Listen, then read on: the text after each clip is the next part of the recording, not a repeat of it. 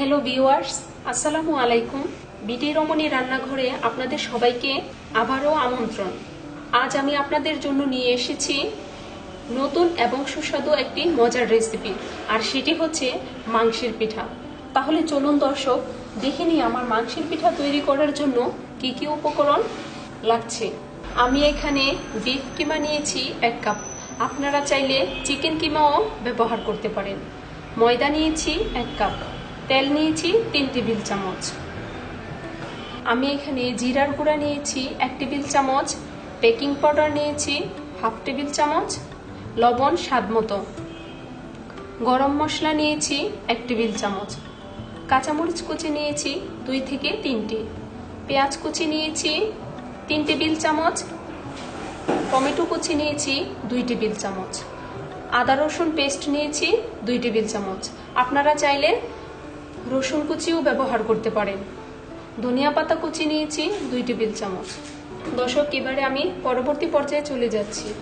দর্শক, আমি বিফ কিমাটাকে একটু ভুনা করে নেওয়ার জন্য চুলায় একটি ফ্রাই প্যান বসিয়েছি, আর এতে এখন আমি 3 টেবিল চামচ তেল দিয়ে দিচ্ছি।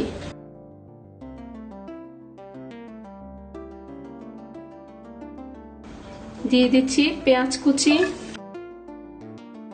টমেটো কুচি, আদা রসুন পেস্ট, দিয়ে দিচ্ছি লবণ, গরম মশলা, কাঁচামরিচ কুচি, দিয়ে দিচ্ছি জিরা। এবার এগুলোকে একটু ভালো করে মিশিয়ে নিচ্ছি।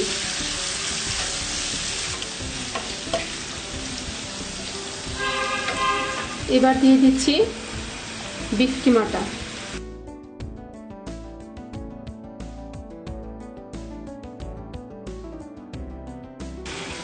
দর্শক, আমি বিফ কিমাটাকে 10 মিনিটের জন্য ঢেকে দেব, আর আমি 10 মিনিট সময় নিয়ে এটাকে ভুনা করে নেব।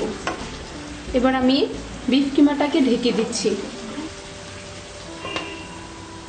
তো দর্শক, ফিরে আসছি 10 মিনিট পর। দর্শক, ফিরে এলাম 10 মিনিট পর। দর্শক, দেখেন আমার মাংসটা থেকে পানি বের হয়ে এসেছে। এবারে আমি মাংসটার উপরে ধনিয়া পাতা কুচিগুলো ছিটিয়ে দিচ্ছি। এবার ধনিয়া পাতা একটু ভালো করে মিশিয়ে আবারও আমি 5 থেকে 7 মিনিটের জন্য মাংসটাকে একদম লো হিটে রেখে দেব। দর্শক, আমার 5 থেকে 7 মিনিট হয়ে গেছে। আমার মাংসগুলো সিদ্ধ হয়ে গেছে। এবার আমি এটাকে উঠিয়ে একপাশে রেখে দেব। দর্শক, আমি মাংসের পিঠাটা তৈরি করার জন্য এবার একটি ডো তৈরি করে নেব। আর ডোটা তৈরি করার জন্য আমি ময়দাটাকে একটি বাটিতে ঢেলে দিয়েছি, আর এতে বেকিং পাউডারটা দিয়ে দিচ্ছি, লবণ দিয়ে দিচ্ছি পরিমাণ মতো। এবারে আমি ময়দাটাতে 1.5 টেবিল চামচ তেল দিয়ে দিচ্ছি। এবার এগুলোকে একটু ভালো করে মেখে নিচ্ছি। আমার মাখানো হয়ে গেছে। এবার আমি অল্প অল্প করে কুসুম গরম পানি দিয়ে ডোটা তৈরি করে নেব।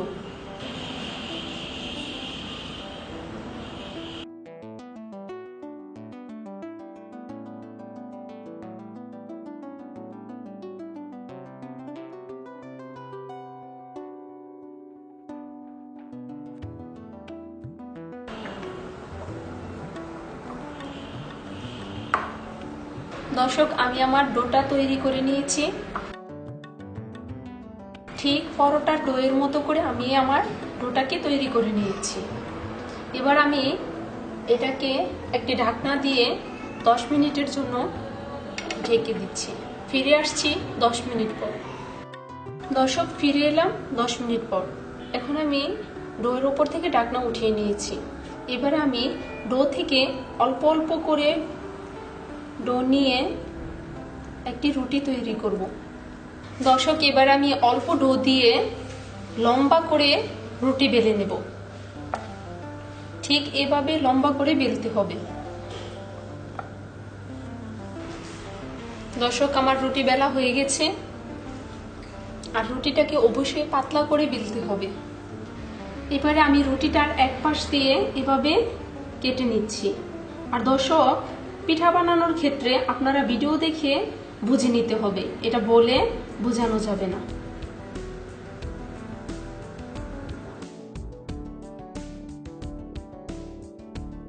আমার কাটা হয়ে গেছে।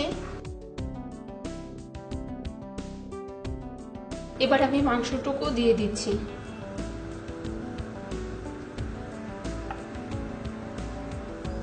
দর্শক, মাংস কিন্তু অল্প করে দিতে হবে, আর বেশি দিলে পিঠাগুলো ফেটে যেতে পারে অথবা মাংস বেরিয়ে যেতে পারে।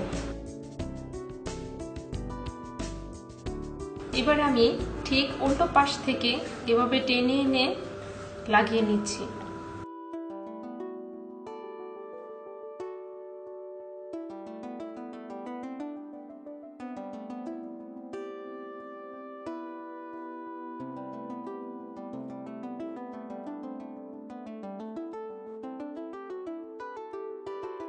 আবারও আমি এভাবে ঘুরিয়ে নিচ্ছি।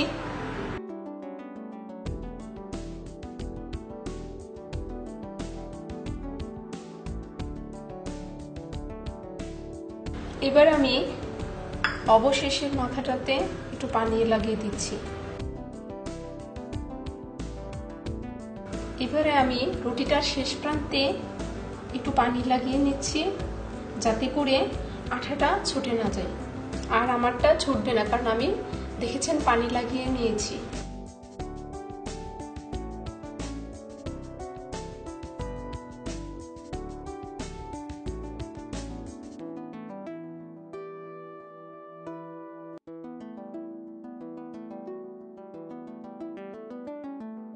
এবার আমি ঠিক এই যে এভাবে ঘুরিয়ে পিঠাটা তৈরি করে নিচ্ছি। তারপর এই মাথাটাকে এভাবে ঘুরিয়ে ঠিক নিচের দিকে একটু লাগিয়ে দিচ্ছি। দর্শক, এই যে আমার তৈরি হয়ে গেল মাংসের পিঠাটা। দর্শক, আমার সবগুলো পিঠা বানানো হয়ে গেছে। এখন আমি পিঠাগুলোকে ডুবো তেলে ভেজে নেব। আর দর্শক, আরেকটি গুরুত্বপূর্ণ কথা হচ্ছে, আপনারা যদি এই পিঠাটিকে লং টাইম সংরক্ষণ করতে চান, ডিপ ফ্রিজে রাখতে চান, তাহলে অবশ্যই ফ্রিজের ভিতরে পলি ব্যাগ বিছিয়ে তারপর পিঠাগুলো রাখতে হবে। আর অবশ্যই একটি পিঠার উপরে আরেকটি পিঠা রাখা যাবে না। ভাজার 10 থেকে 15 মিনিট আগে বের করে নিতে হবে।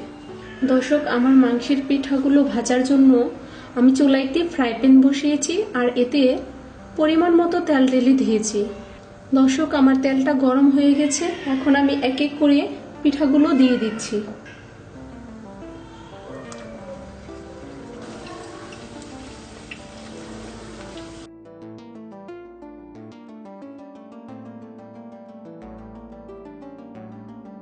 আর পিঠাগুলোকে আমি একটু নেড়ে দিচ্ছি, যাতে করে অন্য পৃষ্ঠাতে পুড়ে না যায়। দর্শক, পিঠাগুলোকে এবারে আমি একটু উল্টিয়ে দিচ্ছি।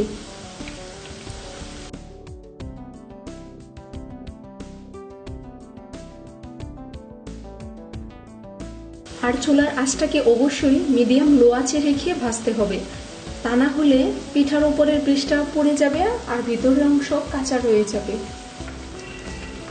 দর্শক, মাংসের পিঠাগুলোকে কিছুক্ষণ পর পর উল্টিয়ে ভাজতে হবে, তা না হলে এক পৃষ্ঠা দিয়ে বেশি পুড়ে যেতে পারে।